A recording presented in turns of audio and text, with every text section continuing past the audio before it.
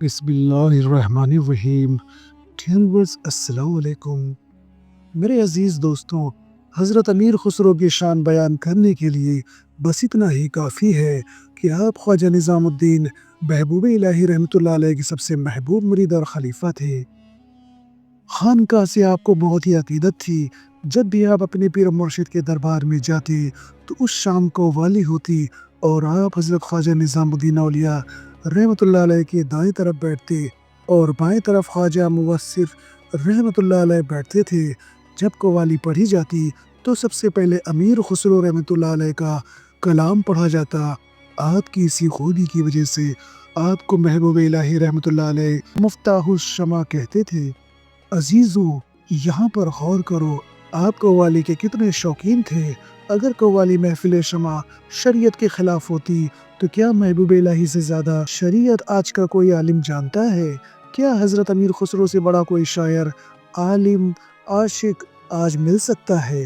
تو یہ ان لوگوں کے لیے ایک سبق ہے اور مثال بھی کہ دیکھو تم ہماری شمع پر تو روک لگاتے ہو، لیکن حضرت خواجہ نظام الدین رحمۃ اللہ علیہ اور امیر خسرو رحمۃ اللہ علیہ تو یہ بتا رہے ہیں کہ یہ شریعت سے ہٹ کر نہیں بلکہ صوفیہ کا ایک خاص طریقہ رہا ہے۔ اہل تصوف جانتے ہیں کہ حضرت ابو علی شاہ قلندر رحمۃ اللہ علیہ اور علاء الدین علی احمد صابر کلیری رحمۃ اللہ علیہ کا مقام اور شان کیا ہے۔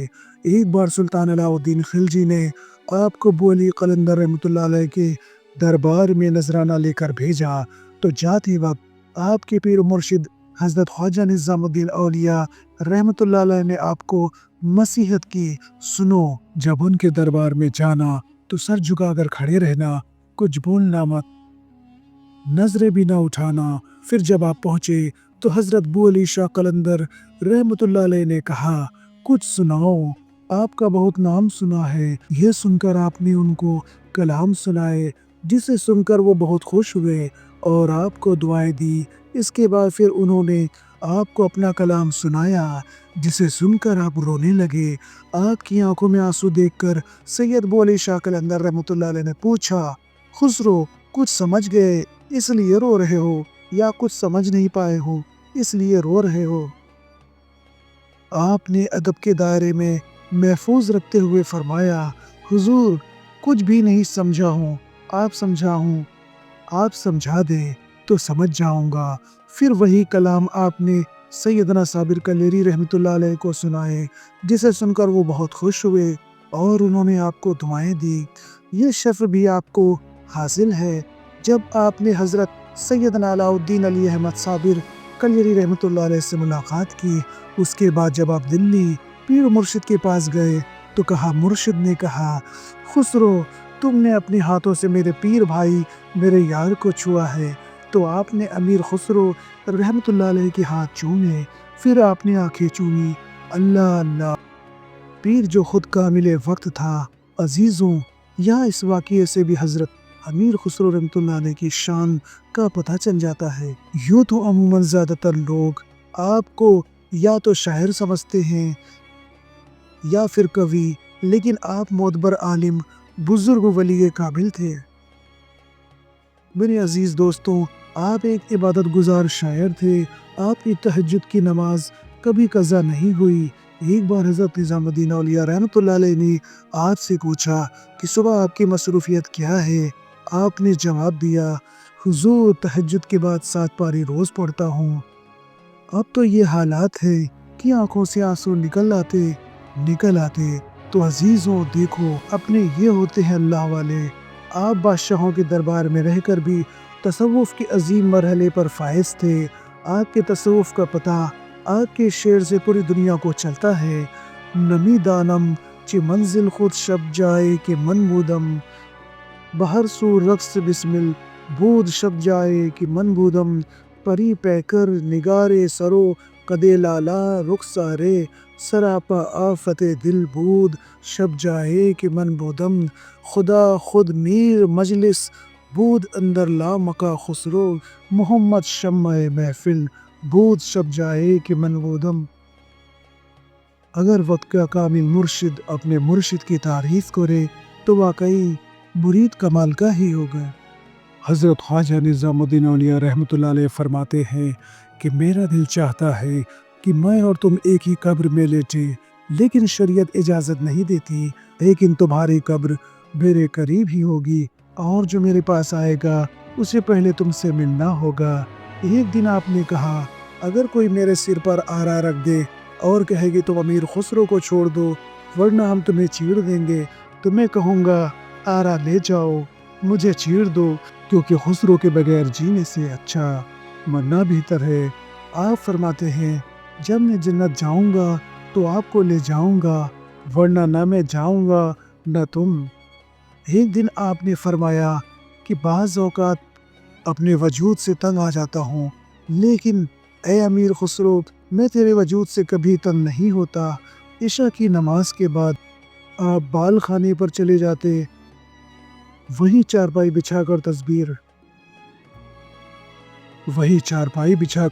پڑھتے، پھر کسی کی ہمت نہیں پڑتی کہ آپ سے کلام کر لے سوائے امیر خسرو رحمۃ اللہ علیہ کے۔ آپ کے آنے کے بعد وہ آپ سے کلام کرتے۔ ایک بار امیر خسرو رحمۃ اللہ علیہ کہیں گئے ہوئے تھے اور آپ واپس آئے تو سنا کہ میرے پیر کا انتقال ہو گیا۔ آتے ہی آپ نے اپنے چہرے کو قبر انور پر منہ سے رگڑا اور کپڑے پھاڑ لیے۔ اسی صدمے میں آپ کا وصال جمعے کے دن 13 سوال 1325 عیسوی کو ہوا۔ آپ کا آستانہ آپ کے مرشد کے پاس ہی ہے، کیونکہ یہ آپ کے پیر مرشد کا ہی حکم اور وصیت تھی۔ ایک شاعر جس کا نام عبید تھا، وہ آپ سے حسد رکھتا تھا۔ اکثر لوگوں سے کہتا تھا کہ خواجہ نظام الدین اولیاء میرا کلام کیوں نہیں سنتے ہیں؟ پہلے وہ آپ کو راستے میں چلتے ہوئے تانے مارتا، پھر دھیرے دھیرے خواجہ نظام الدین اولیاء کی خانقاہ میں ہی آنے جانے لگا۔ آپ نے سوچا شاید آگے چل کر بدل جائے، اس لیے آپ بھی اس پر توجہ نہیں دیتے تھے، لیکن اس کی شرارتیں بڑھتی گئیں۔ ایک دن اس نے حد پار کر دی۔ ایک دفعہ ایک کافر خواجہ نظام الدین محبوب الہی رحمۃ اللہ علیہ کی بارگاہ میں آیا تو آپ نے کلام پڑھایا۔ اس کے بعد اس کو 2 مسواک آپ نے دیے۔ پھر جب وہ شخص عبید کے پاس آ کر بیٹھا تو اس نے کہا ایک سے منہ صاف کرنا اور دوسرے سے گندگی، معاذاللہ۔ یہ سننے کے بعد وہ شخص ایسا ہی کرتا رہا۔ پھر ایک دن وہ آیا اور محبوب الہی رحمۃ اللہ علیہ سے عرض کی، کہا حضور آپ نے جو دوسرا مسواک سے گندگی صاف کرنے کو کہا تھا، اب وہ بہت زیادہ تکلیف ہو رہی ہے۔ یہ سن کر آپ کو جلال آ گیا اور کہا تجھ سے یہ کرنے کے لیے کس نے کہا تھا؟ اس نے عبید کی طرف اشارہ کر کے اس کا نام بتایا۔ یہ سننا تھا کہ محبوب الہی رحمۃ اللہ علیہ نے کہا عبید تو لکڑی سے کھیلتا ہوا مرے گا۔ اس کے بعد بادشاہ نے عبید کو گرفتار کروایا اور پیڑ میں الٹا لٹکا کر اسے جان سے مارا گیا اور اس کی لاش وہیں ٹنگی رہی۔